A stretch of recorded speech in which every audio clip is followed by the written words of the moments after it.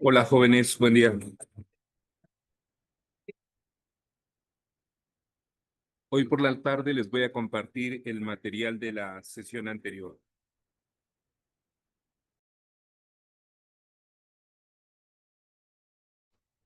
Ok, gracias.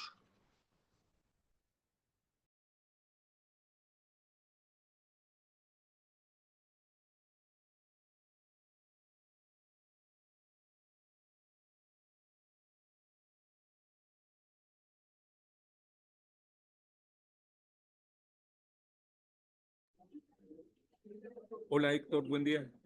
Bueno, niño, ¿te ha ido bien? Lo de mí no se me tiene. ¿Qué pasó? La verdad es así. Ya. Vivo aquí, por la tecnología, el pantalla. Hasta ahorita le he ido contigo, si le vamos tampoco lo va a decir. Héctor, cuando puedas me confirmas si puedes compartir pantalla. Hola, sí.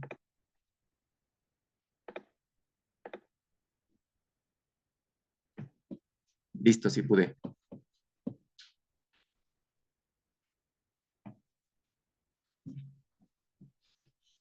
Excelente. Héctor, ya eres anfitrión. Yo tengo que salir. Pero creo que te tengo que hacer anfitrión por completo porque si no, al salir voy a cerrar la sesión. Ah, ok, perfecto. A ver. Ahora sí, ya yo puedo salir sin cerrarlo. Mucho éxito. Estamos Excelente. en contacto. Gracias por todo, Perfecto, Héctor. muchas gracias a ti. Hasta luego. Hasta luego. Hola, hola, ¿qué tal? A todos, bienvenidos y bienvenidas a esta sesión. Otra vez nos vemos en este curso. Será un placer estar con ustedes el día de hoy también. Es una sesión sobre migración internacional. Quienes hayan cursado migración conmigo, seguramente será algo repetitivo algunos de los temas, pero quienes no o quienes ya lo hayan hecho, al menos les pueda servir también de repaso para la sesión. Es un tema muy amplio también. La migración internacional es todo un curso, como ustedes ya lo saben, pero intentaré sintetizarlo lo más posible con algunos datos generales. Ahorita les explico el orden, pero para que tengan un compendio general, digamos, de los principales temas de migración internacional, ¿de acuerdo? Estos son los temas que vamos a abordar en la sesión de hoy. Hablaremos sobre conceptos básicos de migración internacional, algunos conceptos que son muy intuitivos, que ustedes ya conocen muy bien, algunos más que en realidad son conceptos un poco más técnicos y que por lo tanto requieren también una mirada más detenida. Y hablaremos del panorama global de la migración internacional, algunas cifras generales, datos de los últimos reportes de migración, tendencias, sobre todo también por regiones, para que podamos comprender tanto patrones de comportamiento como fundamentalmente los números y flujos de una región a otra o dentro de las regiones.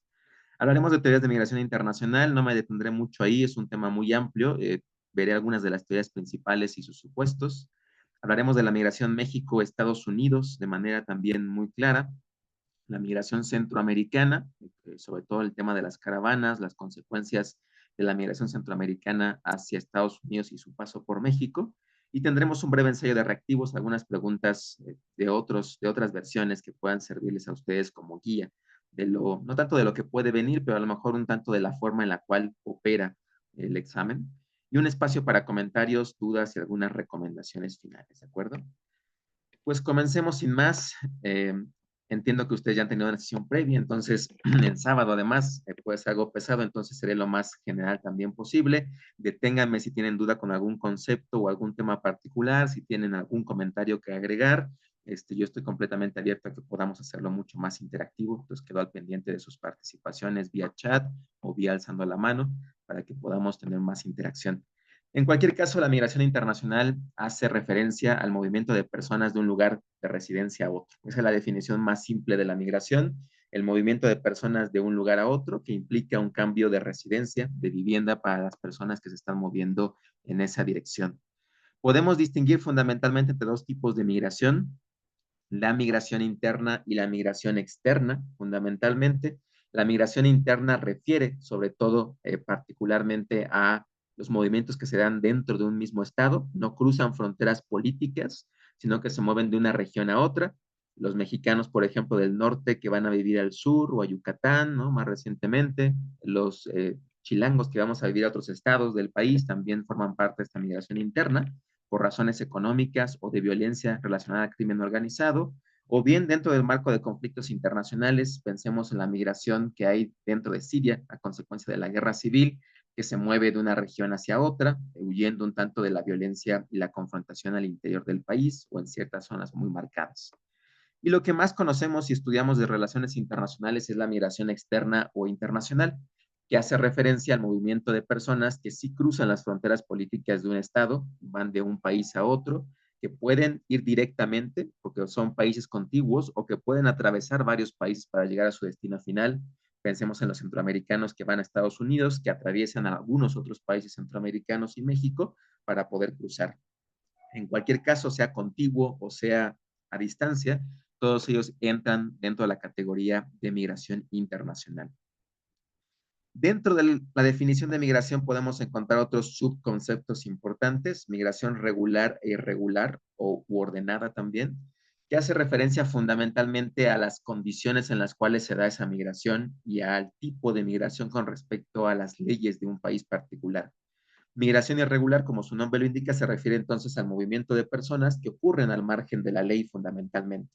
Lo que a veces tiende a llamarse indocumentado, sobre todo en Estados Unidos, o todavía más recientemente ilegal, que desde luego es una categoría mucho más peyorativa, que sobre todo se ha ocupado en el discurso político para criminalizar la migración, para considerar que por sí misma ya es un delito y poder tener medidas más restrictivas.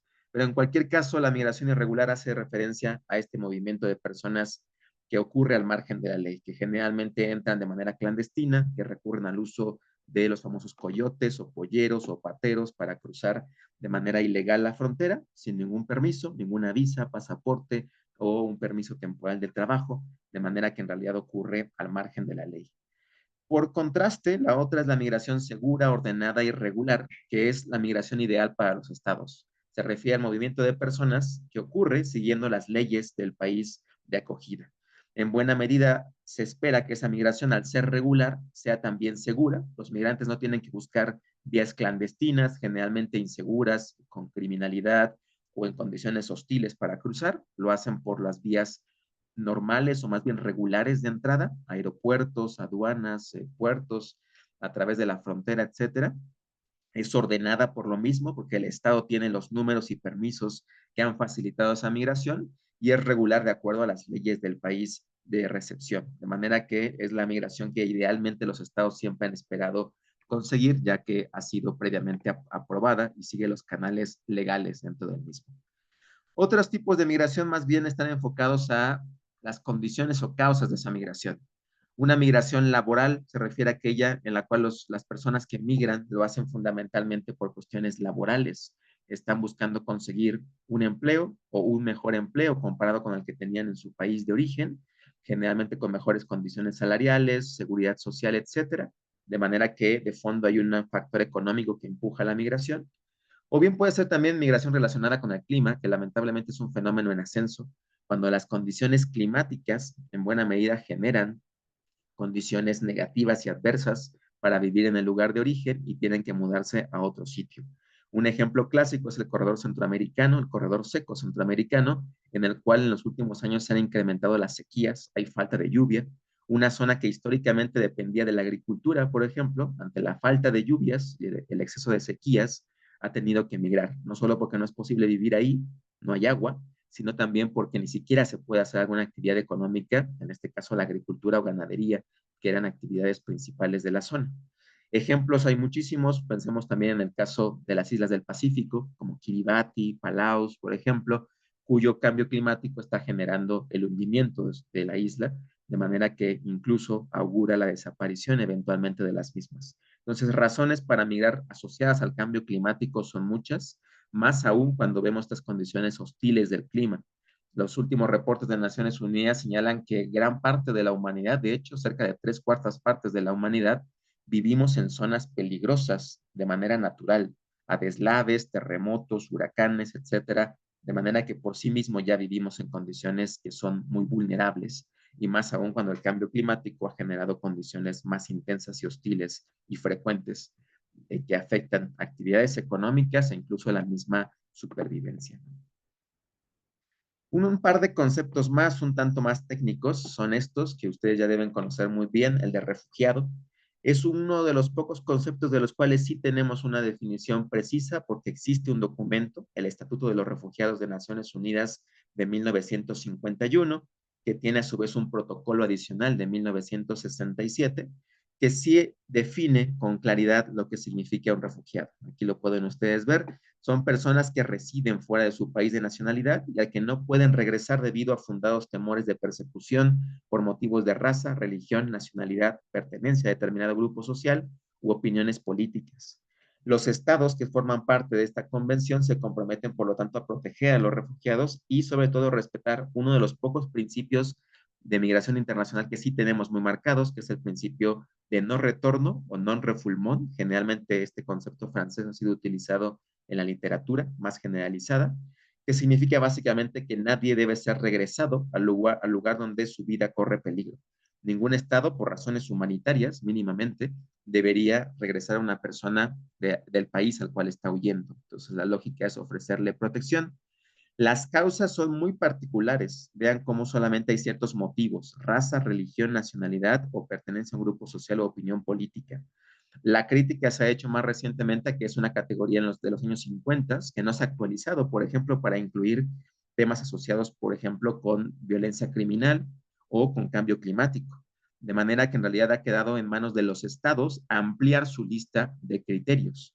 De entrada, se supone que todo país que forma parte de la convención mínimamente debe observar estos 4 o 5 aspectos o criterios para aceptar personas como refugiados, pero depende de cada estado ampliar esa lista e incorporar cuestiones, por ejemplo, de género, que tampoco aparece, cuestiones asociadas a criminalidad, el caso de cambio climático, por ejemplo. Ha habido una crítica constante a reactualizar la convención para incluir cada vez más criterios que forman parte también de amenazas para la población en un sentido mucho más amplio. El solicitante de asilo es otro concepto clásico. Se refiere a personas que cruzan fronteras internacionales en busca de protección, pero cuyos méritos para obtener la condición de refugiado aún no se han decidido. Básicamente, un solicitante de asilo es alguien que espera ser refugiado, pero que todavía no tiene ese estatus. Está en trámite, si lo queremos ver así. El solicitante de asilo llega a un país, solicita ser refugiado eventualmente, y en esta lógica el Estado evalúa las condiciones en las cuales llega, si tiene evidencias para probar que viene huyendo porque lo persiguen por razones de raza, religión, nacionalidad, etcétera, y de ser así el Estado puede otorgar la condición de refugio o bien puede rechazarla. De manera que un solicitante de asilo no tiene seguro el conseguir el estado de refugiado, depende más bien de que el Estado receptor evalúe su candidatura y considere finalmente si es aceptado o no. El otro término es desplazado interno. En realidad es un término todavía muy debatido, pero el Alto Comisionado de las Naciones Unidas para los Refugiados los define como personas que a causa de persecución, conflictos armados y violencia se han visto obligados a abandonar sus hogares. En este caso muy concreto, sobre todo el tema de la violencia, los conflictos armados es la principal causa de desplazamiento forzado interno, sobre todo. Quiere decir que se mueven dentro de las fronteras de un estado, pero generalmente asociado a la violencia. Hace un rato ponía el caso de los sirios, cómo se movían de una frontera a otra, de un lugar a otro dentro de Siria, pero huyendo de las zonas con más enfrentamientos militares que ponían en riesgo su vida. Es un fenómeno cada vez más amplio e incluso los números están igualándose en algunos años entre desplazamiento interno y migración internacional, de manera que los desplazados son una categoría que lamentablemente ha ganado fuerza en los últimos años, sobre todo porque la violencia interna en los estados se ha incrementado. El otro es desplazado ambiental y por desastres, muy vinculado a lo que mencionábamos previamente, el tema del cambio climático. Conforme hemos visto cambios como desertificación, deforestación, degradación del suelo que afecta la fertilidad del mismo o contaminación, las poblaciones se han movido de un lugar a otro de manera más forzada. Esta categoría también incluye a los clásicos desastres naturales, desde luego, erupciones volcánicas, terremotos, inundaciones, pero también incluso a desastres generados por los seres humanos. Pensemos en radioactividad. Chernobyl es un ejemplo no de una zona que haya sido afectada por el cambio climático o por las condiciones naturales, sino por la actividad humana que destruyó el entorno ambiental, ¿no? El caso de Chernobyl con el accidente nuclear pues ha generado una zona en la que la población tuvo que ser evacuada y en la que básicamente hasta la fecha sigue siendo inhabitable por las condiciones radioactivas que generaron una situación inhóspita para la región. Y después tenemos el concepto de trata y también de tráfico de personas. Son dos conceptos que, aunque a veces se ocupan como sinónimos, son diferentes. Si lo recuerdan, nos detuvimos en el semestre quienes fueron conmigo a hablar del mismo. La trata y el tráfico son dos conceptos diferentes. El tráfico de personas se refiere a el traslado ilegal de los migrantes, sobre todo pensándolo así en términos de lucro, de manera muy clara, ¿no? Es decir, que lo que tenemos en ese tráfico de personas es una ganancia que obtiene la persona que les ayuda a cruzar en el momento que se comete ese acto ilícito. Pensemos en coyotes, nuevamente, polleros, pateros. El tráfico de personas se refiere entonces a ese movimiento que se hace ilegal en el cual el que trafica de manera inmediata obtiene una ganancia, el pago que obtiene por sus servicios, que lamentablemente también se ha incrementado mucho para los migrantes que buscan la vía irregular de entrada a otro país. En cambio, la trata se refiere más bien a un fenómeno en el cual se traslada también ilegalmente una persona de un lugar a otro, a veces incluso hasta legalmente, pero la ganancia está no tanto en el cruce ilegal de la frontera, sino más bien en las actividades que esa persona realiza en el otro país, en el país de llegada. Generalmente aspectos relacionados con cuestiones sexuales, por ejemplo, con la esclavitud moderna también, con el aspecto también de pedir limosna, por ejemplo, tráfico de órganos, etcétera. En realidad hay muchas acciones que pueden generar lucro, una explotación de esta persona en el lugar de llegada. La trata es un fenómeno que tiene en realidad mucho tiempo operando en el mundo. Originalmente se llamaba trata de blancas, sobre todo porque la trata de negras, de personas afrodescendientes, era legal. Entonces, en esa lógica, la única ilegal era la trata de blancas. Por eso el término original era ese, trata de blancas. En la actualidad es un término no solo peyorativo, sino que ya no responde a la realidad. Se trafica a todo tipo de mujeres, dependiendo sus condiciones étnicas, pero también incluso hombres, niños, niñas. En realidad ya no hay distinción en la trata fundamentalmente y las condiciones son muy diversas, ¿no? Lamentablemente es un fenómeno en ascenso. Este es un mapa de los conceptos que ahorita vimos, ¿no? Migración regular, irregular, interna y externa, refugiado y solicitante de asilo, personas que son víctimas de trata de personas, tráfico de personas, migración laboral, desplazado ambiental, desplazado interno y remesa que ahorita voy a recuperar. Estos son algunos datos del panorama de la migración internacional. Ustedes seguramente lo recuerdan. Hay 281 migrantes en el mundo. Es una cifra, digamos, alta. Desde luego, eso es más de 2 veces la población completa de México, lo cual es un número bastante abultado.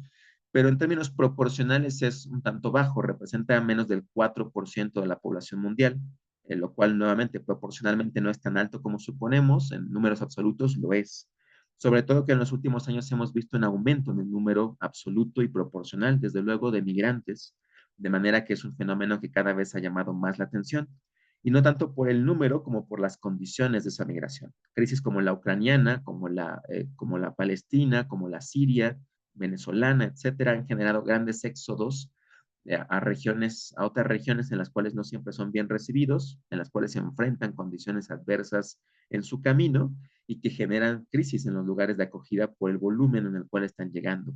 Entonces, en esa lógica, no solo es el número, sino también las condiciones las que llaman cada vez más la atención en la migración internacional. En cuanto a la división hombres y mujeres, es casi parejo, 135 millones de mujeres, 146 millones de hombres, de manera que es relativamente parejo. Hay distintas fluctuaciones. Generalmente antes se privilegiaba una migración masculina de hombres que migraban para conseguir trabajo y a través de las remesas aportar a sus hogares un ingreso. Pero en años más recientes hemos visto el aumento de mujeres migrando por cuestiones de reunificación familiar, al igual que niños y niñas. De manera que reunificación familiar o la búsqueda de empleo en hogares que son encabezados por mujeres son cada vez más recurrentes. Entonces lo vemos en el caso centroamericano, por ejemplo, donde la migración de mujeres y niños y niñas es cada vez más amplia. Tenemos también un número grande de migrantes infantiles, aquí lo ponía, 41 millones de estos, casi 15% de la migración internacional son niños y niñas, de manera que es un fenómeno también cada vez más visible. En el caso centroamericano con las caravanas lo vemos, y que ha tendido a generar en los últimos años problemas como el de acompañante no, el de menor no acompañado o niño infante no acompañado, que en Estados Unidos ha sido una política bastante agresiva contra estos sectores en particular. En cuanto a personas desplazadas, se estima que 89 millones de personas son desplazadas de sus hogares. El caso venezolano ha ganado la atención en los últimos años, pero históricamente el caso palestino también es un caso a considerar de manera muy importante. También hablamos de refugiados, más de 26 millones de refugiados, más de 4 millones de asilados y 55 millones de desplazados internos, lo cual, como les decía, es un fenómeno cada vez más recurrente. Si lo vemos por regiones, sobre todo, estas son las principales regiones del mundo que son receptores de migrantes. Europa y Asia son las dos regiones que encabezan por mucho el número de migrantes que llegan, más de 85 millones para ambas regiones del mundo. Europa ha sido tradicionalmente una zona de recepción de migrantes. Y Norteamérica está en un tercer lugar, fundamentalmente Estados Unidos. De estos 59 millones, 50 son a Estados Unidos, 9 son a Canadá. Entonces, en realidad, fundamentalmente es Estados Unidos, Europa Occidental y algunas regiones de Asia, en Medio Oriente, por ejemplo, y en el sudeste asiático que han ganado la atención. Por el contrario, regiones como África, América Latina u Oceanía son fundamentalmente regiones de expulsión, sobre todo África y América Latina, aunque ha habido cambios regionales en los últimos años, ¿no? Pero vean, nuevamente hay una división muy clara entre países o zonas de recepción y países o regiones de expulsión. Ese es el panorama global de la migración. Claramente Estados Unidos es el país con más número de migrantes en el mundo. Más de 50 millones son migrantes, es decir, casi un sexto de la población estadounidense son migrantes. 1 de cada 6 son migrantes. Ya no estamos contando los descendientes de migrantes, que sería un número mucho más amplio. Estados Unidos ha sido tradicionalmente un país de migrantes en realidad. Alemania es el país con más migrantes de Europa, más de 16 millones de migrantes viven actualmente en Alemania. Y Arabia Saudita está en un tercer lugar. Es de hecho el principal foco de atracción de migrantes del Medio Oriente, aunque países como Qatar, Kuwait, los Emiratos Árabes Unidos han ganado mucha recepción en los últimos años, sobre todo a raíz de su crecimiento económico, la construcción de infraestructura que les demanda migrantes particularmente.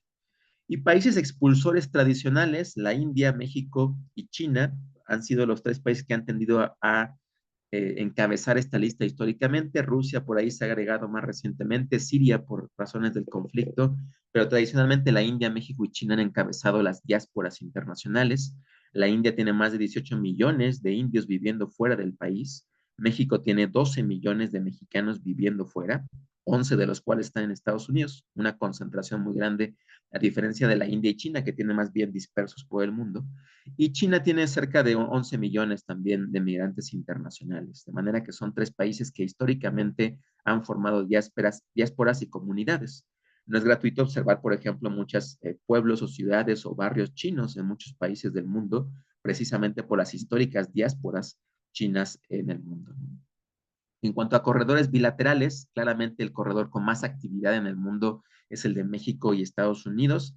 Más de 11 millones de personas cruzan anualmente esta frontera. Es de hecho la frontera con mayor dinamismo del mundo por el número de actividades y personas que cruzan cotidianamente esta frontera, seguida de Siria y Turquía, perdón, más recientemente por las cuestiones del conflicto. En realidad, India y los Emiratos, ya les hablaba hace rato, pero el crecimiento económico de los Emiratos, Qatar, etcétera, ha fomentado la migración de personas de la India, de Bangladesh, por ejemplo, de Filipinas, que recientemente han ido a trabajar a estas regiones y por eso se han creado corredores.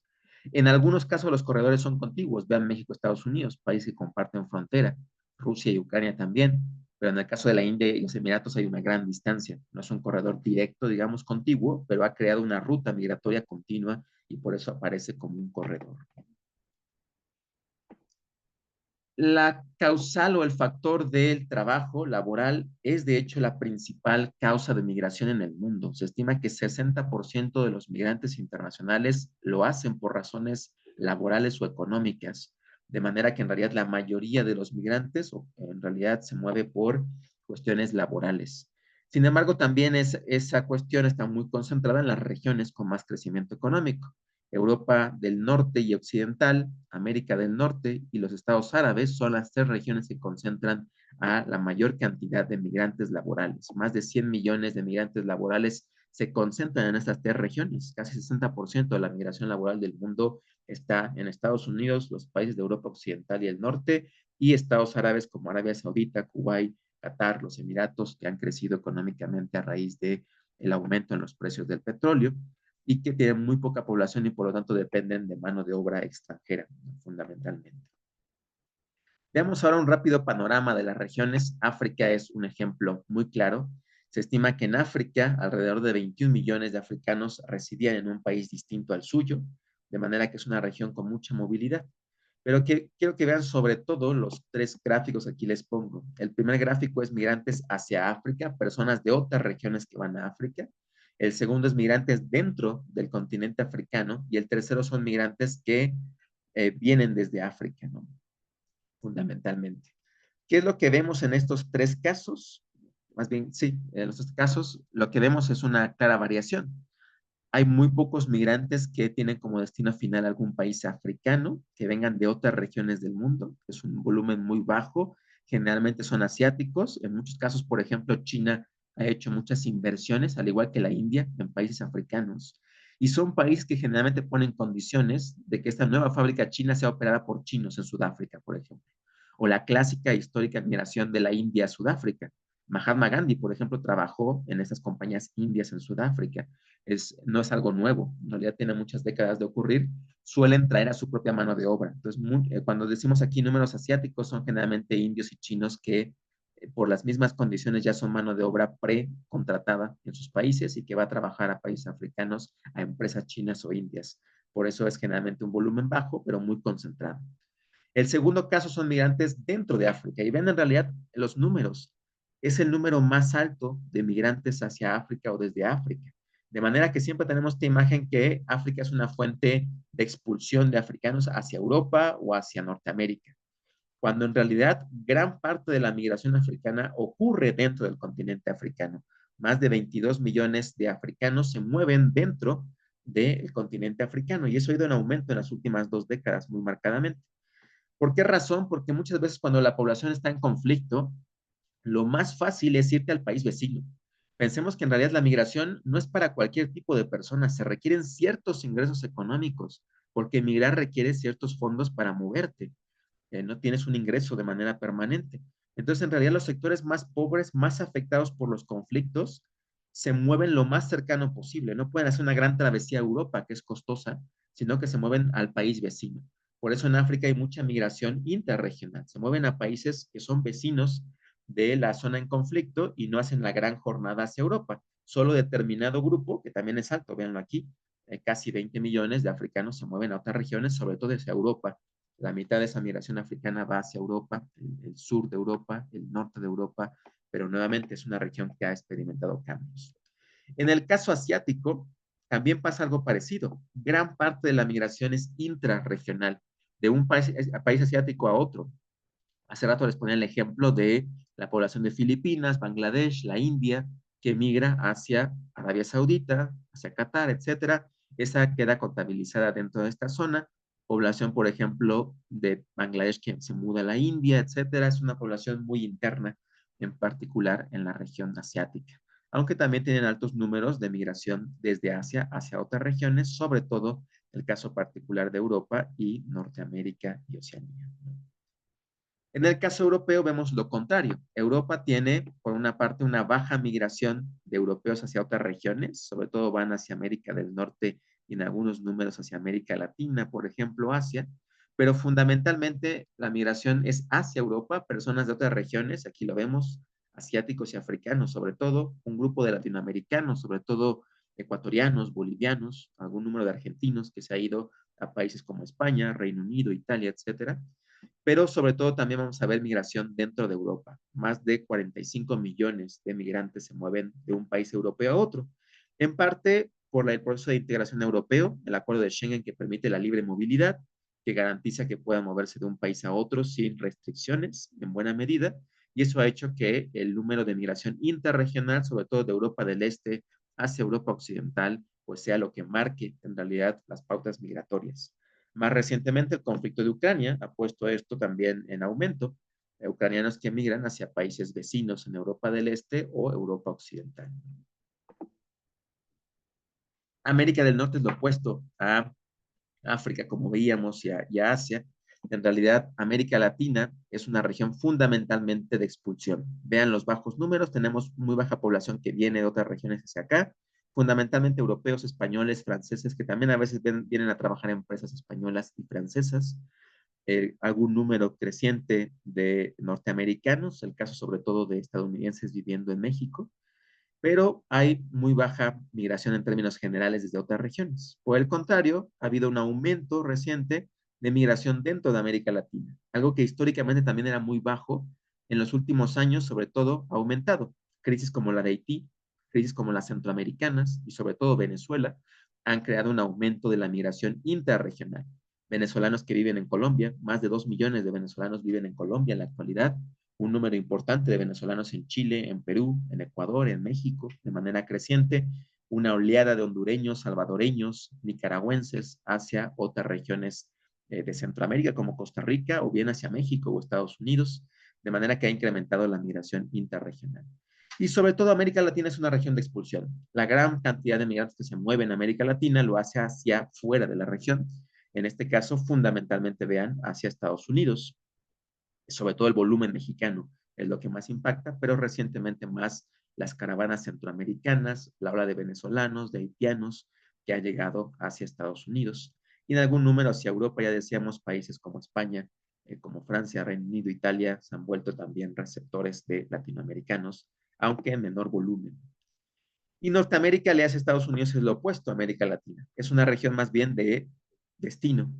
Gran parte de la población migrante que se mueve en la región va hacia Estados Unidos, claramente, sobre todo de América Latina, pero hay un volumen muy importante de europeos, de asiáticos más recientemente, diásporas chinas de la India, entre otras regiones, e incluso hasta de africanos de manera más creciente en los últimos años. Entonces vean cómo en realidad Norteamérica, le hace Estados Unidos y Canadá, son fundamentalmente regiones de recepción. Son dos países con altos volúmenes, ya les decía, Estados Unidos recibe casi el 50 millones de migrantes, Canadá casi 9 millones, de manera que en realidad es un volumen muy alto. Y en términos proporcionales también, Canadá, aunque recibe menos migrantes, proporcionalmente tiene más población migrante que Estados Unidos. Por ejemplo, en Estados Unidos la población migrante representa 15-16%, en Canadá es el 21%, porque es un país con menos población. Un tema importante son las remesas, desde luego. Las remesas son una gran fuente de ingresos para muchos países que dependen, de hecho, de estas. Estos son datos de 2020, por ejemplo. India, China y México, correspondiendo al tamaño de nuestras migraciones también, suelen ser las regiones que más remesas reciben del exterior. Claramente, México, de hecho, ha tenido un aumento muy grande. Somos el tercer receptor de remesas del mundo y ha aumentado. Durante la pandemia, aquí aparece 42 mil millones en 2020, pero durante el periodo de 2021-2022 eso se elevó. Incluso en 2024 la cifra alcanzó 64 mil millones de dólares. De hecho, contrario a lo que esperado, que la pandemia iba a reducir la remesa, la aumentó. Las familias de migrantes enviaron mucho apoyo económico hacia México y junto con petróleo y turismo, hoy las remesas son una gran fuente de riqueza para México. En realidad es una gran entrada de dinero. Por eso la preocupación de México cuando Estados Unidos ha amenazado con ponerle un arancel, un impuesto, mejor dicho, a las remesas que salen desde su país, porque es un volumen muy grande el que se mueve entre México y Estados Unidos de remesas. Por el contrario, claramente Estados Unidos, los Emiratos Árabes y Arabia Saudita son los tres principales fuentes de origen de las remesas hacia los países de origen de los migrantes, ¿no? Pasando a un tercer tema, encontramos las migraciones, las teorías de migración. No voy a ahondar mucho en esto, pero voy a poner un balance de 6 teorías principales. La primera y más clásica es la teoría neoclásica de la migración. Es de hecho la que suele describir los clásicos flujos de migración del sector rural al urbano. La migración que va buscando empleo, sobre todo, que sale de zonas donde no hay empleo, sobre todo durante el contexto de las revoluciones industriales del campo, hacia las ciudades, y que generalmente va siguiendo este flujo de bajos salarios, de zonas de bajos salarios, con abundancia de mano de obra, a zonas con altos salarios y escasez de mano de obra. Eso explica mucho la migración, por ejemplo, del siglo XIX a nivel interno, del campo a las grandes ciudades, pero también la migración de países agrícolas a países urbanos, sobre todo con una gran industrialización. Otra teoría muy importante es la teoría del mercado dual o laboral dual, que describe que la economía se divide en dos grandes mercados, una economía primaria y una economía secundaria. La economía primaria es la economía en realidad con más desarrollo económico, que generalmente requiere una gran cantidad de habilidades de los trabajadores, un perfil muy técnico. Y el sector secundario, por el contrario, generalmente son zonas con muchos trabajadores, pero pobremente calificados, más enfocados, digamos, a actividades secundarias en ese sentido. ¿Qué es lo que ha pasado? Que la migración sigue este flujo de lo secundario a lo primario y que generalmente la migración, por ejemplo, internacional va buscando esas condiciones de países de bajo desarrollo tecnológico a países con alto desarrollo tecnológico y ofertas laborales mucho más amplias. Otra teoría clásica es la dependencia y sistema mundo, muy ligado a teorías de críticas del marxismo sobre todo, que nos dice que al final la migración es más bien una continuación de la explotación entre los países del centro y la periferia, que la migración es otra forma de extracción de recursos. Así como vendemos materia prima a los países periféricos como petróleo, gas natural o maderas o plata, etcétera, y los países del centro los compran a precios muy bajos, hay una explotación e intercambio injusto. También la teoría de la dependencia del sistema mundo considera que existe una explotación similar en términos laborales. Hay una fuga de cerebros, hay una fuga de mano de obra de los países periféricos a los del centro, que generalmente opera con la misma explotación. Los países del centro pagan pobremente, comparado con los nacionales, a los migrantes que reciben. De manera que hay una transferencia de riqueza, si quieren verlo así, indirecta de los países periféricos a los países centrales. Otra teoría es la teoría de la causalidad acumulativa, que básicamente nos dice las primeras olas de migración generan cambios que pueden incentivar o reducir la migración en los países de origen. Por ejemplo, en México, esto opera a través de las primeras olas de migrantes que van a Estados Unidos, consiguen un empleo y después entonces migran, le envían remesas de vuelta a México y esas remesas generan cambios en las poblaciones de origen. A veces pueden generar riqueza, por ejemplo, y eso puede reducir la segunda ola de migración, porque ya hay un ingreso económico fijo, o por el contrario, genera aspiraciones, y los migrantes ahora dicen, o las familias de migrantes ahora dicen, como hay riqueza que está llegando a este país, pues podemos ir también como mi primo, mi papá, etcétera, a Estados Unidos para conseguir un ingreso económico. Entonces vean cómo las primeras olas generan causas que se acumulan y que pueden generar afectaciones para reducir o ampliar la migración futura. Y después tenemos el clásico ejemplo del modelo push-pull, el más utilizado, que básicamente nos dice hay dos juegos de factores. Los factores push, que son de expulsión, que operan en los lugares de origen. Pensemos en violencia, pensemos en crisis económica, en inestabilidad política, en cambio climático, falta de oportunidades, etcétera.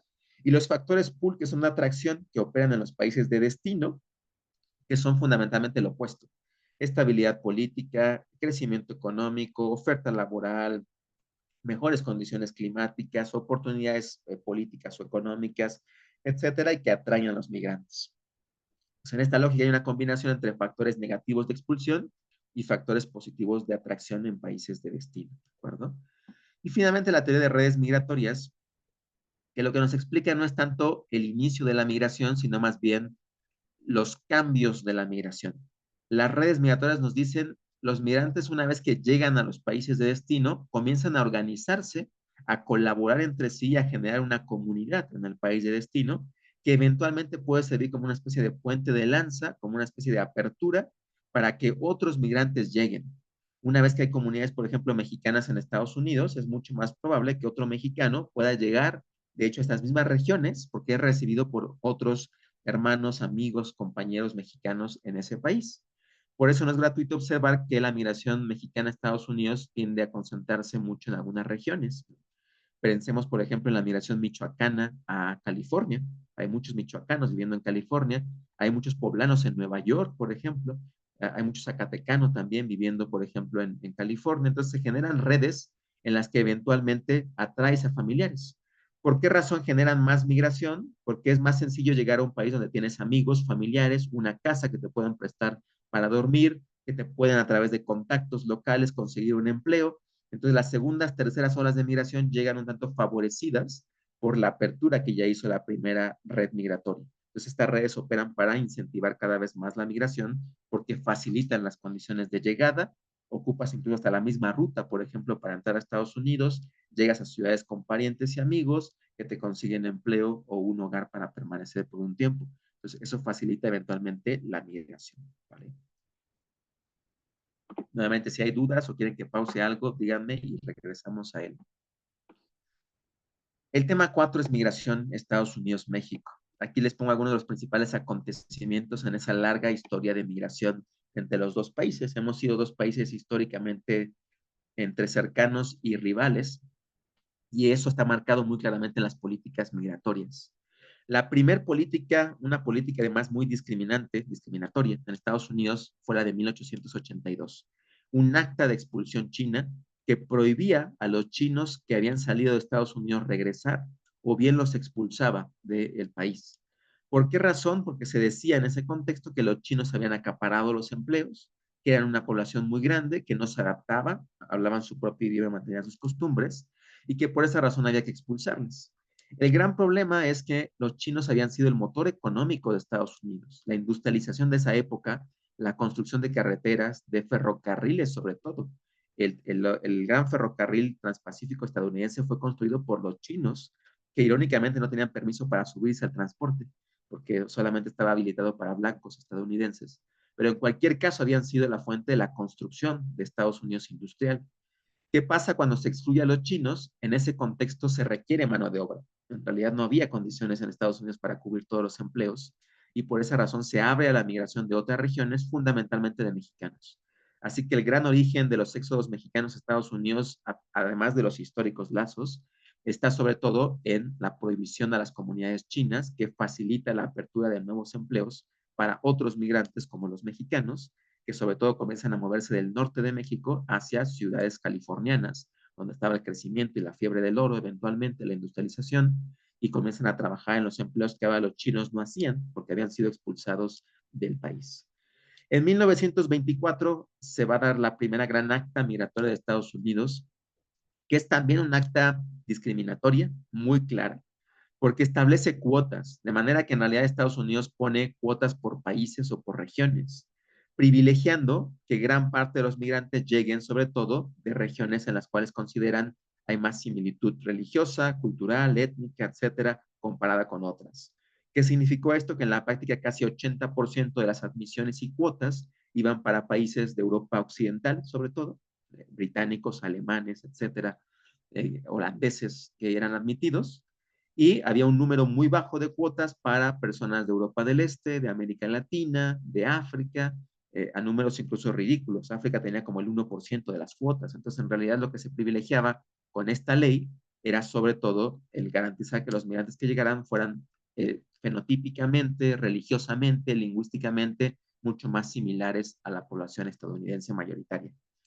Eventualmente, en el caso mexicano muy particular, que también se ve afectada por esta ley, que nos da una cuota muy baja para América Latina, hubo un proceso de repatriación de mexicanos, de grandes expulsiones de mexicanos. Entre 1921 y 41 hubo una oleada de expulsiones de mexicanos, sobre todo por el mismo argumento. Piensen en la crisis de 1929 en Estados Unidos, se alega que los mexicanos están robando los empleos, que son escasos en el marco de la crisis económica, y en ese sentido entonces se promueve la repatriación de los mexicanos. Tan solo por darles algunos datos, entre 1929 y 34, más de 500,000 mexicanos fueron deportados. En tan solo 5 años, 500,000 de mexicanos fue deportado a México. Por el contrario, acabada la Segunda Guerra Mundial y durante el contexto incluso de la Segunda Guerra Mundial, cuando había escasez de mano de obra en Estados Unidos porque muchos estaban trabajando en el ejército, es cuando Estados Unidos comienza a establecer acuerdos conocidos como Programa Bracero, que seguramente conocen ustedes. Bracero por los brazos, eran brazos básicamente de trabajo que van a permitir entonces que el gobierno mexicano y estadounidense acuerden la llegada masiva de ciertos migrantes, de forma que entre 1942 y 64 hubo un acuerdo que permitió la entrada de más de casi 5 millones de mexicanos como trabajadores temporales a Estados Unidos. Eventualmente en 1965 se va a acabar el programa Bracero y de hecho Estados Unidos tendrá una nueva ley que por una parte es más incluyente porque elimina la de 1924 y borra el sistema de cuotas, de manera que eso permite que latinoamericanos, por ejemplo, europeos del este, asiáticos, puedan migrar a Estados Unidos de manera mucho más clara, ¿no? Pero por otra parte se impulsan movimientos de control de fronteras mucho más estrictos. Entonces se permite que haya más diversidad migratoria, pero al mismo tiempo se intenta inhibir esta migración a través de los controles de seguridad en la frontera, especialmente con México.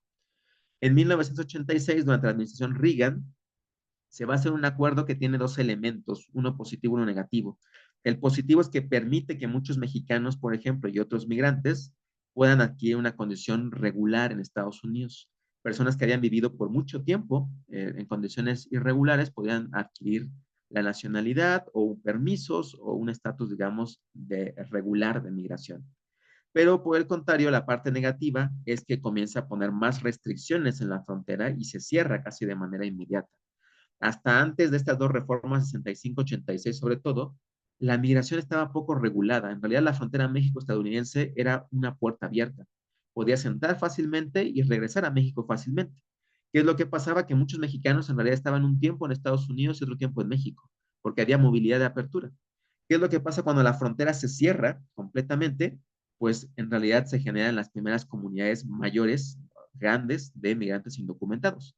Porque la población dice, pues si yo ya no puedo entrar y salir fácilmente, pues mejor me quedo. Pues muchos mexicanos en Estados Unidos se quedaron en estas reformas de los 80, sobre todo, porque se dieron cuenta que ya no había forma de regresar fácilmente a México. Entonces muchos decidieron más bien quedarse, pero se quedaron en condiciones indocumentadas. Por eso la gran población mexicana indocumentada va a surgir, sobre todo en los 80 a raíz de esta reforma de Reagan. En el 96, Clinton, a pesar de ser del Partido Demócrata, en realidad tuvo una postura más restrictiva.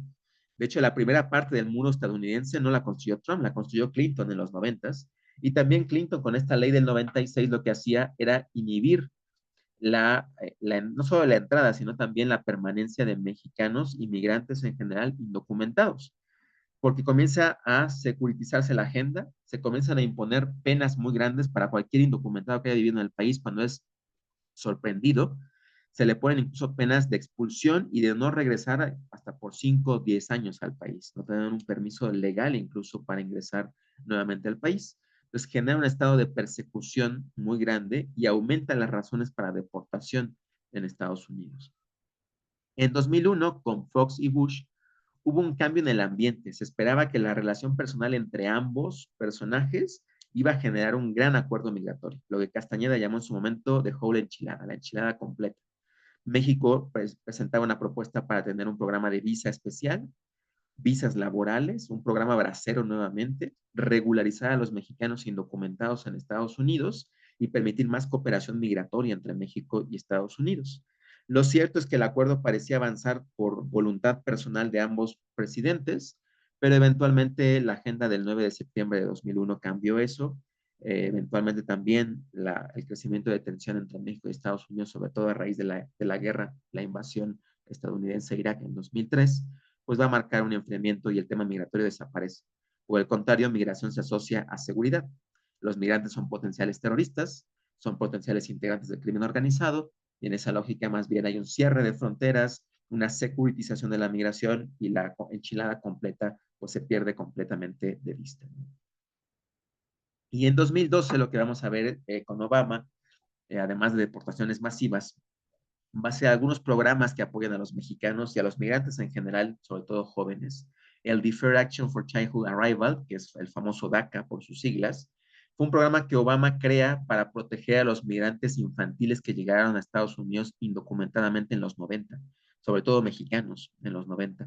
De hecho, de los 700,000 beneficiarios de DACA, 548,000 fueron mexicanos. Era fundamentalmente un programa para mexicanos jóvenes que habían llegado en los 90 con sus papás, los acompañaban de manera indocumentada y que habían vivido toda su vida básicamente. Llegaron de 5 años, por ejemplo, 6 años a Estados Unidos y para ellos, de hecho, Estados Unidos era su hogar. Hablaban inglés fluidamente, se habían amalgamado, asimilado a las normas y culturas de Estados Unidos, pero que ahora por su condición de ilegalidad no habían tenido un permiso en todo ese tiempo, se les prohibía trabajar, se les iba a expulsar de regreso a México.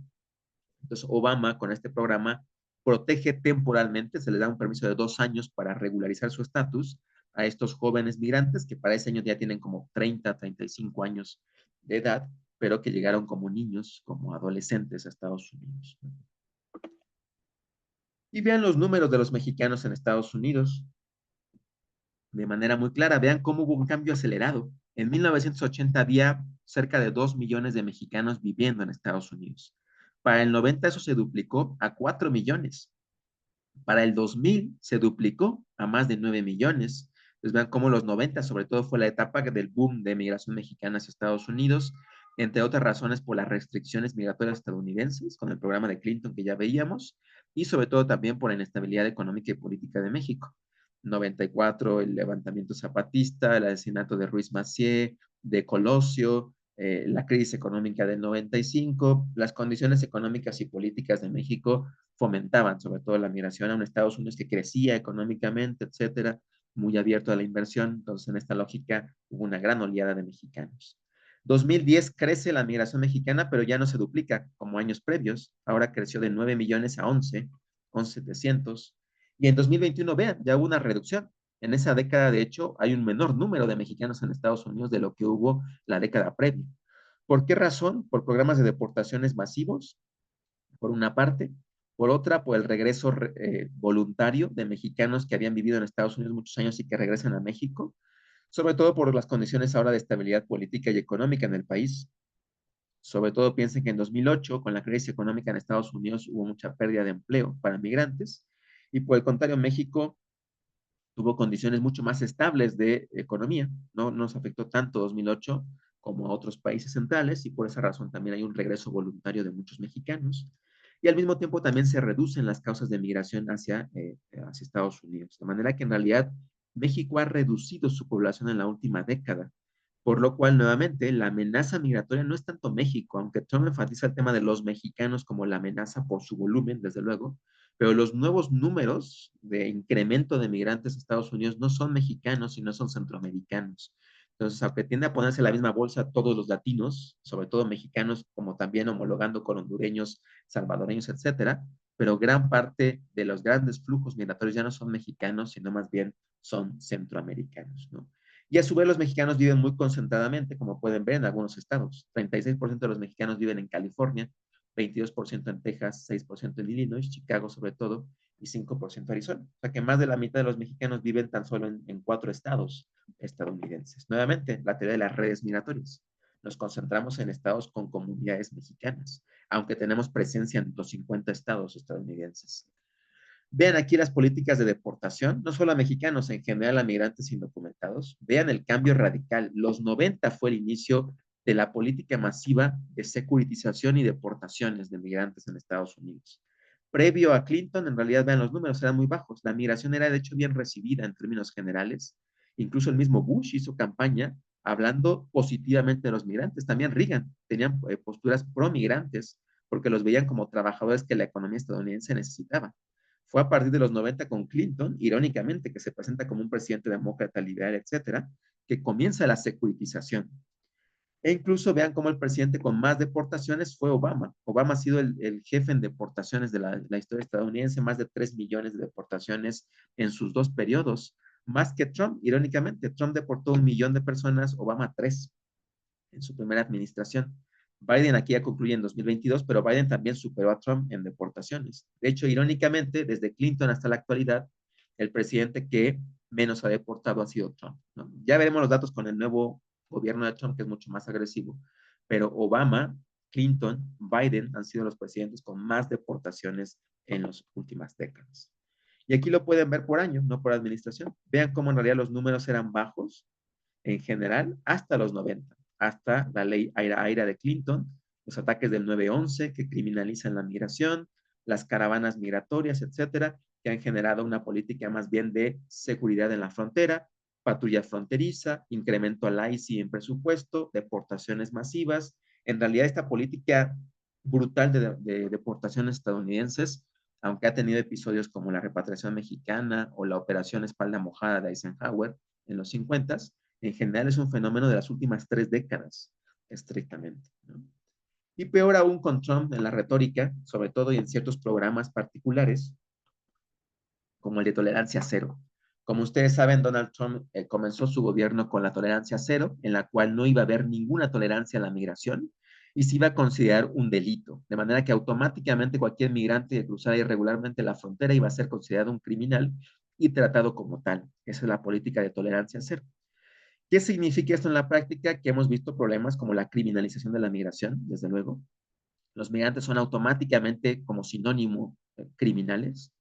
Y por otra parte también políticas como la separación de menores, muy marcadamente. ¿Por qué razón? Porque en Estados Unidos hay un acuerdo llamado Acuerdo Flores de 1987 que se hizo originalmente para proteger a los infantes. El Acuerdo Flores lo que garantiza, está basado en un caso de un niño apellidado Flores, que todo migrante infantil que llegue va a ser tratado de forma diferente a los adultos. No puede acabar en centros de detención similares a los adultos porque requieren ciertas necesidades particulares. Un niño requiere atención médica muy particular, educación, protección social, etcétera. De manera que este acuerdo garantizaba que los migrantes infantiles tuvieran mejores condiciones, que no fueran encerrados con los adultos y que pudieran tener acceso a educación, salud, servicio social, cuidados particulares, ¿no? Entonces, fue un acuerdo que originalmente fue positivo, porque buscaba garantizar más derechos y mejor protección a los infantes, pero que en la práctica también simbolizó la política de separación, porque cuando el adulto es considerado un criminal, es enviado a las cárceles para ser eventualmente procesado. El niño no podía acabar en una cárcel, es enviado a una detención separada. Entonces, ¿qué significa? Que en la práctica vimos la separación de infantes en condiciones también no acorde a los derechos humanos, las famosas jaulas de Donald Trump en la cual se ponen a los niños con estos abrigos térmicos y encerrados en jaulas, ¿no? Lo cual fue una crítica masiva a las políticas de Donald Trump. Eventualmente, incluso el mismo Donald Trump tuvo que quitar la política. Hasta su esposa, Melania Trump, tuvo varios tweets en contra de la política y eventualmente la presión social, etcétera, hizo que Trump eliminara el programa de separación infantil para, digamos, cumplir con el Acuerdo Flores, ¿no? El quinto tema es la migración centroamericana, un tema en aumento, como ustedes saben. México y Estados Unidos han enfrentado flujos crecientes. Y eso tiene que ver con lo que les mencionaba hace rato. México ya no es la gran amenaza migratoria para Estados Unidos, no como en los 90 lo fue. En realidad, México ha transformado su perfil migratorio. Originalmente fuimos por muchísimas décadas un país de origen hacia Europa, hacia Estados Unidos, etcétera. Somos un país expulsor por definición. Pero en las últimas 2 décadas, sobre todo, México ha transformado su perfil migratorio y somos también un país de retorno, mexicanos que regresan voluntariamente o por deportación de Estados Unidos. Somos un país de tránsito, nos ocupan para atravesar y llegar a Estados Unidos. Muchos centroamericanos cruzan el territorio mexicano para llegar hacia Estados Unidos. Y somos también un país de destino ya. Crecientemente un número sobre todo de haitianos, venezolanos, centroamericanos, por las crisis que están viviendo sus países, han optado por México como destino, ya sea porque no les queda más y tienen que quedarse aquí, o porque de origen pensaban que México era un país con mejores condiciones económicas comparados con el suyo. Entonces, en esta lógica, México ha visto un aumento de recepción de asilo, de refugio, de manera general, de migrantes que están indocumentadamente en el país, y por esa razón nuestro perfil migrante es hoy muy variado. Y peor aún, Estados Unidos ha externalizado su frontera hacia México. ¿Qué significa externalizar fronteras? Que la seguridad ya no está en la frontera México-Estados Unidos, sino que se traslada a la frontera sur mexicana. Por eso cuando decían que Donald Trump no consiguió crear el muro que soñaba, no lo consiguió en términos físicos y no en su frontera, pero sí lo consiguió en la frontera mexicana con la Guardia Nacional. López Obrador cambió su política de brazos abiertos y recepción de migrantes con la cual comenzó su gobierno a una política de frontera cerrada por la presión de Estados Unidos, en la que la Guardia Nacional se ocupó, 200,000 efectivos se colocaron en la frontera sur con Guatemala para evitar el paso de centroamericanos. Entonces, el muro se consiguió. Fue un muro virtual y no en la frontera norte mexicana y sur estadounidense, sino en la frontera sur mexicana y norte guatemalteca, de manera muy clara. Y México externalizó esas funciones. Ahora cumplimos la función de seguridad que Estados Unidos no cumple en su frontera. Ahora está en la frontera sur mexicana, con detenciones arbitrarias, deportaciones masivas, cierre, digamos, de la frontera completa, de manera que México también ahora hace este papel. Como bien señalábamos, ya no somos la amenaza migratoria para Estados Unidos, sino que es Centroamérica. Entonces Estados Unidos ha reconocido eso y más bien ha trasladado esa función a la frontera sur para evitar las caravanas centroamericanas. Pueden aquí ver los números. Entre 2000 y 2020, la población extranjera en México ha crecido 123%. Es un número altísimo, pero vamos a ver ahorita que en realidad tenemos un número muy bajo de extranjeros viviendo en México. Pero en cualquier caso, casi se ha duplicado en los últimos 20 años. Y las solicitudes de asilo han crecido en ese periodo más de 600%, sobre todo en los últimos 5 o 7 años se ha incrementado la solicitud de asilo a el país. Peor aún cuando Estados Unidos implementó el título 42, que permite la expulsión inmediata por razones de seguridad sanitaria en la pandemia, México se convirtió entonces en un país que recibía a los migrantes expulsados automáticamente por Estados Unidos, de manera que muchos centroamericanos se quedaron en fronteras norte, en ciudades como Tijuana, históricamente una ciudad migrante, con las respectivas consecuencias. Piensen que el crecimiento de migrantes en estas ciudades ha generado una reacción negativa de la población. Tristemente, Tijuana, que es una ciudad de migrantes, que ha estado siempre abierta a la migración, ha visto aumento de casos de xenofobia y discriminación contra los hondureños porque han llegado en grandes números, se quedan en las calles, los refugios y asilos no tienen capacidad, están en condiciones de limosna, por ejemplo, de solicitar apoyos del Estado. Entonces, la situación ha crecido hacia el resentimiento y lamentablemente también la xenofobia. Les digo, en una ciudad que históricamente había sido pues muy abierta a la migración, es una ciudad de migrantes, Tijuana, de manera muy clara. ¿Qué ha impulsado la migración centroamericana en los últimos años? Muchos factores, entre ellos les pongo aquí 5 centrales. Por una parte, los efectos del cambio climático. Ya lo mencionábamos al principio, el tema, por ejemplo, del corredor seco centroamericano, que ha creado muchas sequías en Centroamérica, ha generado que muchas personas que se dedicaban a la agricultura, pues tengan que abandonar sus tradiciones económicas y buscar ahora empleos en otros países. Pues el cambio climático ha sido una fuerte grave de afectación, ha generado crisis humanitarias. Haití es un buen ejemplo de un país azotado por terremotos, huracanes, que cada vez son más intensos y frecuentes, y eso ha generado también un éxodo para un país que históricamente ha sido muy golpeado. La desigualdad económica, América Latina en general, pero Centroamérica más aún, es una región atravesada por la desigualdad histórica, poblaciones marginadas, con bajos ingresos, frente a familias que concentran la riqueza. La falta de reformas agrarias en los países centroamericanos ha generado que la tierra esté muy concentrada en unas cuantas familias, individuos o corporaciones, algunas extranjeras. Es famoso el caso de las famosas repúblicas bananeras, pongo entre paréntesis porque producían bananas, de la United Fruit Company, por eso el apelativo peyorativo de repúblicas bananeras por su producción agrícola, que generalmente pues reflejaba esta desigualdad. Empresas extranjeras o familias nacionales concentraban gran parte de la tierra y la mayoría de la población campesina pues recibía ingresos menores a los $2 o el dólar al día, que los llevaba a la pobreza extrema. Entonces la desigualdad genera condiciones para la migración. Y más recientemente la violencia de pandillas. El incremento de la violencia en países como El Salvador, Honduras, es muy marcado.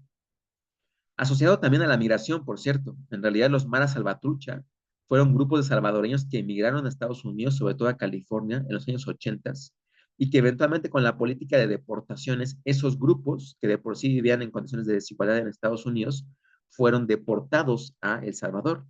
Incluso algunos que habían nacido ahí, adolescentes que habían nacido en Estados Unidos, que fueron deportados a El Salvador, y eventualmente formaron pandillas o las actividades delictivas que ya hacían en los barrios de Los Ángeles, ahora se hacían en los barrios de las capitales o ciudades hondureñas y salvadoreñas, de manera que también vean cómo la migración terminó generando más violencia en estas regiones, en la que ya las maras salvatrucha cobran derecho de piso, amedrentan a las poblaciones, se matan entre ellos, ha habido una ola muy grande de violencia, sobre todo en El Salvador y Honduras, aunque ha cambiado en El Salvador recientemente, pero los números siguen siendo altos en Centroamérica en general. La violencia del Estado históricamente, la represión y persecución de opositores, véanlo hoy en Nicaragua, el gobierno de Ortega que ha perseguido opositores y generando oleadas de exiliados, por ejemplo, en otros países centroamericanos como Costa Rica o en Estados Unidos. Y la violencia de género, lamentablemente para las mujeres hay una doble violencia, la del Estado y las pandillas, y además, o una triple, Estado, pandillas y ahora también la violencia doméstica en hogares. Y también ha sido una razón para el incremento de la migración de mujeres y niños que huyen de la violencia generada por un padre o por un hombre dentro de su hogar de manera muy marcada. Así que estas 5 causas han sido parte del crecimiento de la migración. 5 causas no aisladas, puede ser que las 5 se combinen o 2 de ellas se combinen, pero han generado condiciones claramente del incremento de migración forzada hacia Estados Unidos o México, ¿no? Pues esos son los temas generales, digamos, del curso que ustedes ya han llevado de migración internacional. Me gustaría ahora que hiciéramos un repaso de reactivos como lo hicimos en la sesión pasada. No son preguntas que vayan a aparecer en el examen, pero que han aparecido en otras versiones, o que son ejemplos que se presentan del tema de migración internacional. Pues al igual que la sesión pasada, le hacemos lo mismo, les leo la pregunta, las opciones y ustedes me dan la posible respuesta correcta para que vean ustedes ejemplos más bien de posibles reactivos o de cómo se organizan los reactivos, ¿de acuerdo? Esta vez son pocas preguntas, pero muy puntuales.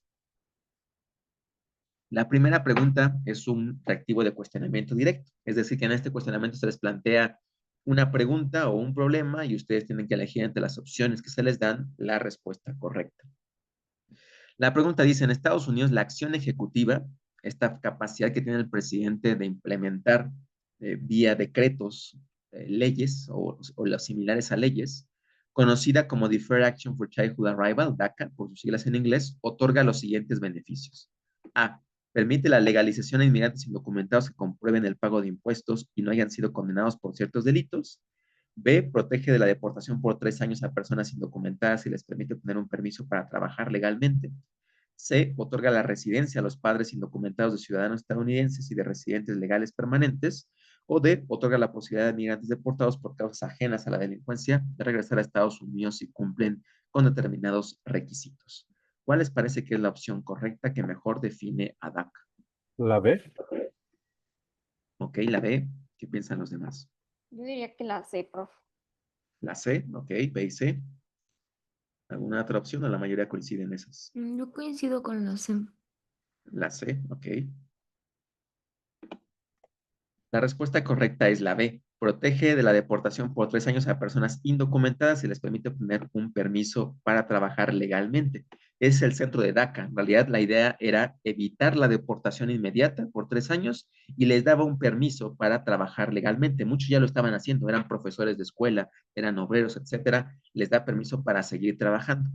No es la D porque no permite legalizar a los inmigrantes indocumentados. En realidad, ellos tienen que hacer el proceso y puede que lo rechacen o no, no es definitivo. Y tampoco se pide nada de pago de impuestos. Tampoco otorga la residencia a los padres indocumentados, que fue la otra que ustedes señalaron como potencial. En realidad, DACA está dirigido a los que llegaron como niños, no a los padres de esos niños. Aplica estrictamente para esos ahora personas de 30 años y no para los padres de estos jóvenes. Y la D otorga la posibilidad de inmigrantes deportados por causas ajenas a la delincuencia de regresar. En realidad no tiene nada que ver con el regreso de inmigrantes, sino más bien con evitar la expulsión, ¿vale? Entonces, DACA es la opción B, ¿ok? Pregunta 2 también es cuestionamiento directo. El Ejecutivo de la Unión, el presidente mexicano, tiene la facultad de expulsar del territorio nacional a personas extranjeras, según lo establece la Ley de Migración. No obstante, producto de la Reforma de Derechos Humanos de 2011, hace 13 años, a varios artículos de la Constitución, incluidos el 33, la autoridad mexicana deberá, opción de respuesta A, garantizar la celebración de audiencia, B, proteger el derecho a la libre circulación, C, sancionar administrativa y penalmente según corresponda, o D, asegurar la disminución del control fronterizo. ¿Cuál creen que es la correcta, que mejor refleja este cambio en el artículo 33?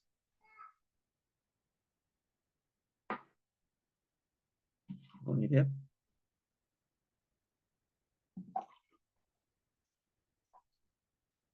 Si recuerdan bien, el artículo 33 fue muy famoso en México porque era el artículo que sobre todo los gobiernos priistas ocupaban para expulsión inmediata de cualquier extranjero que fuera considerado o que generaba un desorden público. Entonces, la crítica al artículo 33 es que era un artículo que discriminaba, era un artículo contra los derechos humanos ¿La y que C? dejaba a mucha discreción de los presidentes. La C, ok, sancionar administrativa y penalmente según corresponda, ok. ¿Alguien más coincide? La C de México. Sí, Ok, igual. ok, la C. En realidad es la A. ¿Qué es la Les A? explico. Garantizar la celebración de audiencia.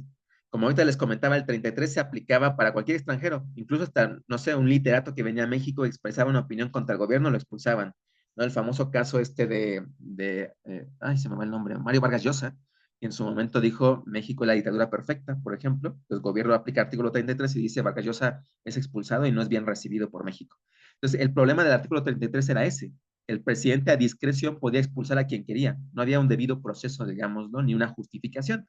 Simplemente creo que tú como extranjero estás atentando contra la política, te expulso. Pero los extranjeros siempre han tenido miedo en México de participar en la política porque puede ser una razón para que te expulsen.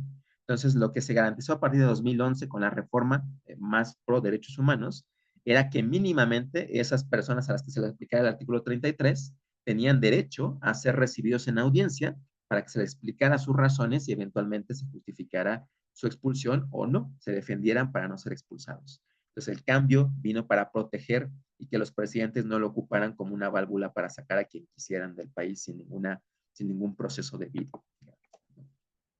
Reactivo 3 es reactivo de completar, o sea que ustedes van a encontrarse generalmente alguna línea o alguna apertura final del enunciado para que rellenen esos espacios en blanco.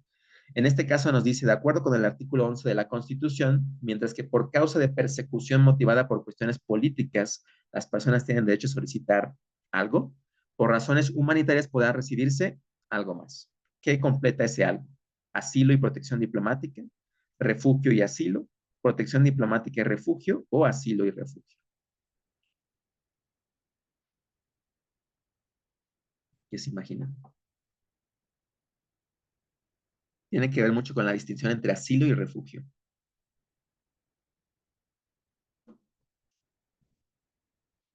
¿Alguna idea?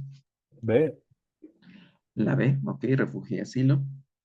¿Coinciden los demás?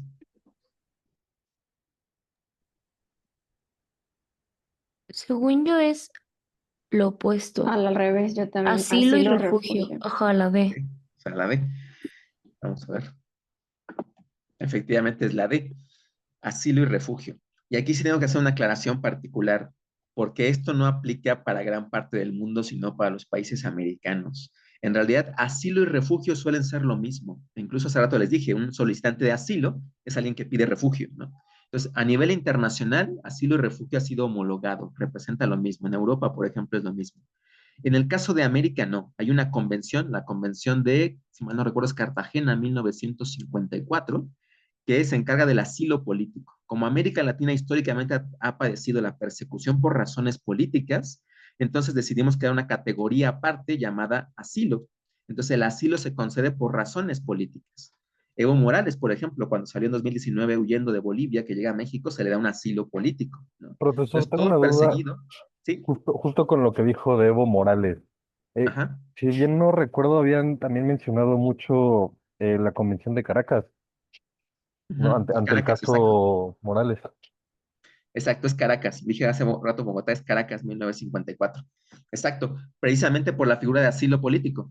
Evo Morales, en su momento los gabinetes, el gabinete de Rafael Correa en Ecuador también llegó a México vía asilo político. Entonces, México ha tenido una larga tradición de asilo político porque recibimos en los 60, 70 a todas las personas de las dictaduras militares que huían de sus países por razones políticas, opositores. Jacobo Arbenz estuvo viviendo en México a raíz del golpe de Estado en Guatemala como asilo político. Entonces, esa figura es muy americana de asilo político. En Europa no existe el asilo político. Cualquiera que huye por razones políticas es un refugiado potencial también. Entra en la misma categoría, pero en América sí se aplica la figura de asilo político por la tradición que tenemos de persecución política, ¿no? Majo, ¿quieres comentarnos algo? Sí, prof, ¿me podrías repetir otra vez cómo se llama la convención que mencionaste? Convención de... Caracas, Caracas. Yo dije Ah, Bogotá, pero tiene razón Mauricio, es Caracas 54, que ah, se ok. basa precisamente en este derecho del asilo político. Por eso les digo, es una figura muy americana. En América Latina se ocupa para recibir a opositores políticos. En cambio, hemos dejado el refugio para el resto de razones. Si te persiguen por razones raciales, por razones de género, más recientemente, etcétera, cambio climático, eres un refugiado, ¿no? Entonces, en el caso mexicano y latinoamericano por extensión, es asilo para cuestiones políticas, refugio para cuestiones humanitarias, ¿no? Y esto aparece en el artículo 11 de la Constitución, ¿vale? Cuestionamiento directo es otra pregunta, otro ejemplo de pregunta. Ya hemos visto, se les pregunta directamente. En este caso dice, en el marco de la crisis de refugiados que enfrenta la Unión Europea, se ha incumplido consistentemente la regulación de Dublín 2003, que establece que Opción A, el demandante de asilo debe presentar su solicitud directamente en el país de la Unión Europea en el que desea recibir de manera permanente. B, Bruselas debe procesar todas las solicitudes de asilo para asegurarse de una aplicación homogénea de los criterios de aceptación. C, los demandantes de asilo serán distribuidos entre todos los países de la Unión Europea siguiendo un criterio de cuotas preestablecido. O D, el demandante de asilo debe presentar su solicitud en el primer país de la Unión Europea que pisa. ¿Cuál creen que es la opción correcta que representa esta regulación de Dublín de 2003? Hace 20 años.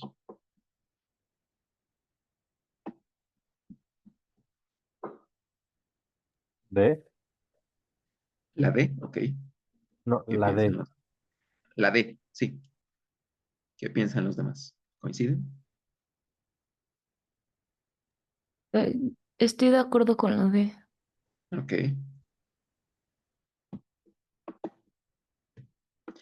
Efectivamente, la opción D es la correcta. Ay, ya me regresé. Acá está. La D nos dice, el demandante de asilo debe presentar su solicitud en el primer país de la Unión Europea que pisa. Eso es lo que establece la regulación de Dublín. ¿Por qué razón se ha incumplido recientemente? Porque los países que generalmente son los primeros que pisan, los externos a Europa, pues son los países fronterizos. Le hace España por la migración del Magreb, le hace Italia por las pateras que van a Lampedusa, por ejemplo, le hace Grecia por la migración que llega vía Turquía de sirios. Entonces, ¿qué es lo que pasa? Que los países que son puertas de entrada se quejan de que pues claramente son los primeros países que pisan y por lo tanto están obligados a pedir ahí el asilo. Entonces España, Italia, Grecia, etcétera, han sido países que se desbordan en solicitudes de asilo, mientras que otros más encerrados como Países Bajos o Bélgica o Francia, etcétera, pues les llegan pocas solicitudes de asilo. Entonces, por esa razón, en años recientes, sobre todo ante la crisis ucraniana, pero más aún la Siria, los países europeos han incumplido esto porque dicen, a ver, mejor te los mando a ti, que nos distribuyamos entre cuotas, o dejo la puerta abierta un poquito para que salten de España a Francia y entonces pueda tener una especie de válvula de escape. Entonces, lamentablemente, consecuencia de esta regulación que concentra la carga en los países fronterizos, pues ha habido un desconocimiento a la misma y en la práctica pues está permitiendo la movilidad a otros países. O en su momento se ha buscado que los países alcen la mano, como Alemania, que sí ha alzado la mano, que recibió en su momento 1 millón de sirios, por ejemplo, que venían de la parte este de Europa, para concentrar o distribuir, mejor dicho, la carga de migrantes entre todos los países. Lamentablemente, muchos países como Francia, por ejemplo, no han querido asumir sus cuotas, entonces en esta lógica, pues en la práctica sigue siendo una carga para los países particularmente fronterizos de Europa. ¿Okay? Esta es un poquito más larga, es un reactivo de relación de elementos. Aquí se les otorgan 2 columnas, generalmente en una aparecen a veces conceptos o fechas, por ejemplo, y en otra aparecen características o eventos particulares. Entonces se les pide que establezcan una relación entre conceptos básicos de migración y sus principales características.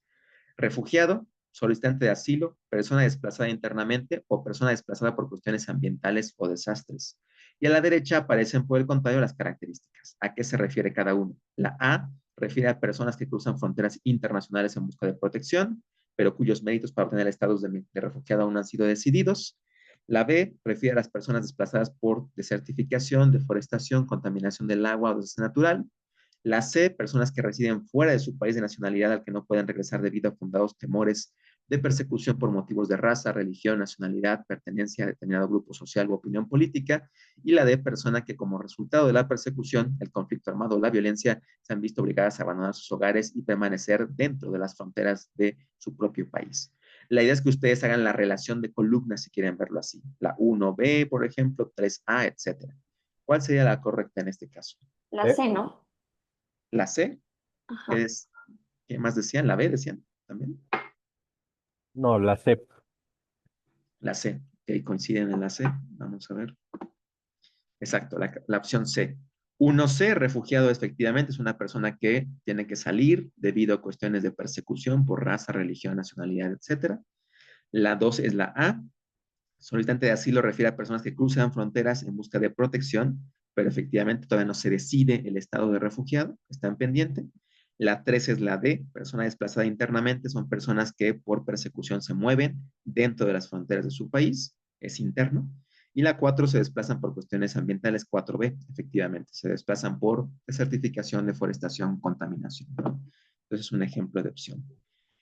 Y la pregunta 6 y última es un reactivo de ordenamiento. En este caso de ordenamiento uno tiene que ordenar, a veces puede ser cronológicamente, a veces puede ser quizá por número de países, miembros de un acuerdo, etcétera. Se les aclara siempre el criterio de ordenamiento. Pero en este caso en concreto la pregunta dice, con el objetivo de gestionar los flujos migratorios que entran al país, el gobierno de Estados Unidos ha implementado diversas políticas migratorias. Ordena estas medidas de la más antigua a la más reciente. 1, programa Bracero. 2, ley de inmigración del 65. 3, ley de exclusión china. O 4, ley de reforma y control de inmigración. A veces les pueden dar el año, por ejemplo, aquí que facilita un poquito, a veces y en la mayoría de los casos no. La idea es que ustedes sepan el año, digamos, y puedan ordenarlos. Entonces, ¿qué opción A, B o C y ¿B? D mejor ordena? ¿La B? Yo igual Ok. me iría por la B. La B. Ujú. La B, exacto, la B. Veamos el número, la primera es la 3, ley de exclusión china, ya dijimos 1882, si recuerdan, la más antigua. La 1 es el programa Bracero, que decíamos del 41 al 60, del 42 al 65, 64, fueron 22 años. La 2 es ahí está, ley de inmigración del 65, aquí sí tenemos un referente, y la 4 es la ley de control de inmigración del 86. Entonces, efectivamente, esta es la que mejor ordena. Como les digo, como pista, ustedes pueden apoyarse en aquellas que sí tengan algún año en particular, o siempre piensen en aquellas que se ubican. Y a lo mejor, pues yo sé que esta es la más antigua y esta es la más nueva, ¿no? Entonces, en ese marco, pues ordeno a las demás, a ver qué opción tiene los números más congruentes. Quizá no sé en qué fecha fue el programa Bracero, pero pues ya sé que esta es 65, sé que esta es la más antigua y la más nueva, pues esta debe quedar en el lugar 2 o 3, por ejemplo, ¿no? Entonces siempre descartan aquellas que puedan ser menos probables, ¿ok? Finalmente, como recomendación, la guía del EGEL Plus únicamente cita un texto de migración, que es un artículo de Gómez, ahí está el enlace, ustedes pueden acceder a él, Migración Internacional, Teoría y Enfoques, una mirada actual, que da sobre todo conceptos y teorías de la migración, y es el único texto de migración que enlistan. No significa que sea el único en el cual haya información, en realidad, pues la mayoría se apoya en muchas fuentes. Yo les pongo un caso concreto, les pregunté a los alumnos que hicieron el EGEL el bloque pasado, a principios de este año, y me dijeron que de migración no había muchas preguntas, que había como 3, pero que eran sobre todo casos muy puntuales. Entonces les preguntaban, por ejemplo, eh, ¿cuál es la condición en la que un hondureño entra a México para buscar empleo y se queda a trabajar en la frontera sur? ¿No? Y les daban opciones. Refiere a un permiso de trabajo, refiere a un permiso de trabajo fronterizo, por ejemplo, y entonces la opción correcta era esa, el trabajo fronterizo. De hecho, déjenme cambio rápidamente de pantalla para mostrarles ese dato. Digo, dudo que se repita esa pregunta, pero bueno, les doy esa información por si también quieren echarle un ojo a ese tema de permisos migratorios. A ver si me carga.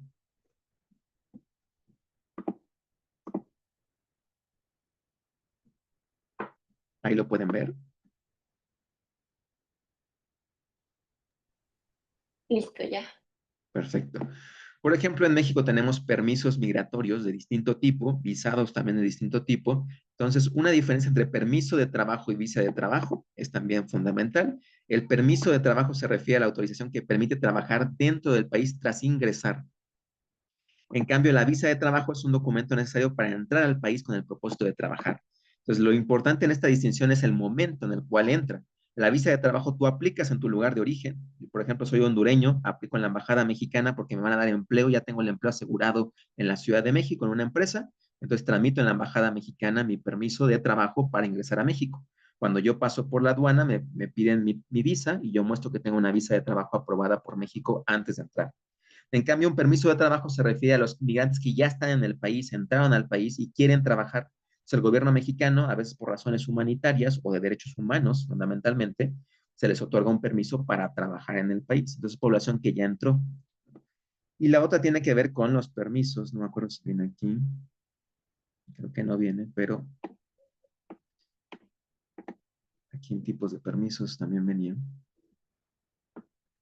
Acá está. Por ejemplo, visitante regional o trabajador fronterizo. Los trabajadores fronterizos son aquellos que se quedan a trabajar en los estados fronterizos.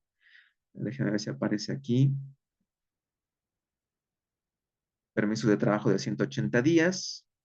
No aparece, pero fundamentalmente son los estados de Tabasco, Chiapas, Quintana Roo, que tienen frontera sur. Entonces, un trabajador fronterizo es aquel que tiene permiso de trabajar en los estados de la frontera sur, no en los del norte, la frontera sur, ¿no? Entonces, por ejemplo, esa fue una pregunta que apareció en el examen pasado y la respuesta correcta era visitante trabajador fronterizo, porque el permiso o el caso hipotético que lanzaron fue estrictamente para alguien que trabajaba, creo que en Chiapas, un guatemalteco que entraba a trabajar a Chiapas.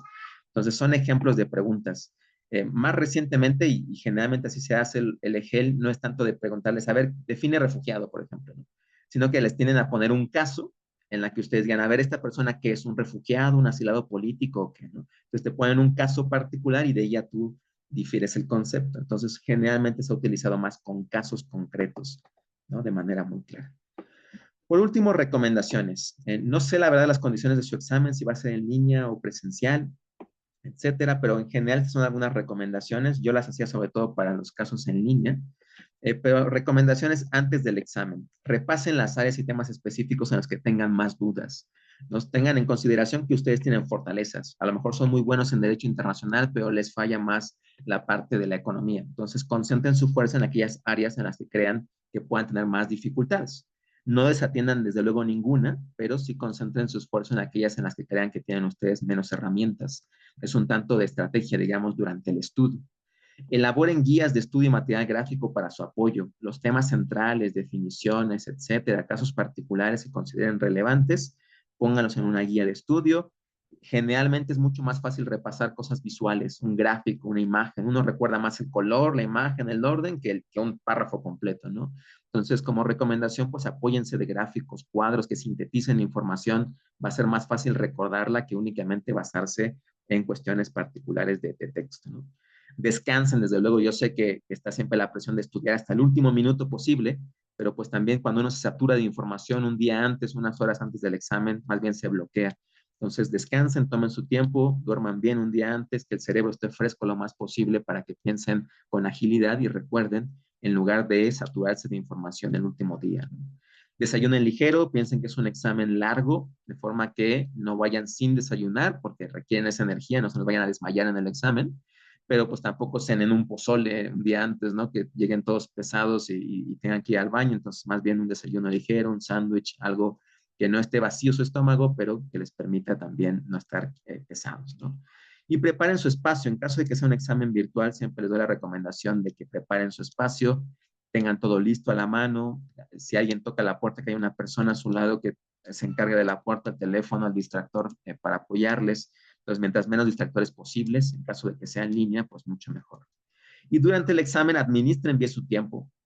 Un error recurrente en todo tipo de examen, no solo en el EGEL, es que a veces nos tardamos mucho. Por querer tener la respuesta correcta, leemos 15 minutos la primera pregunta y sí, a lo mejor la tenemos bien, pero ya nos comimos 15 minutos del resto de preguntas. Entonces, administren bien sus tiempos, que sea más bien balanceado para que no se atoren en una pregunta y dejen desatendidas 10 que después son muy importantes, ¿no?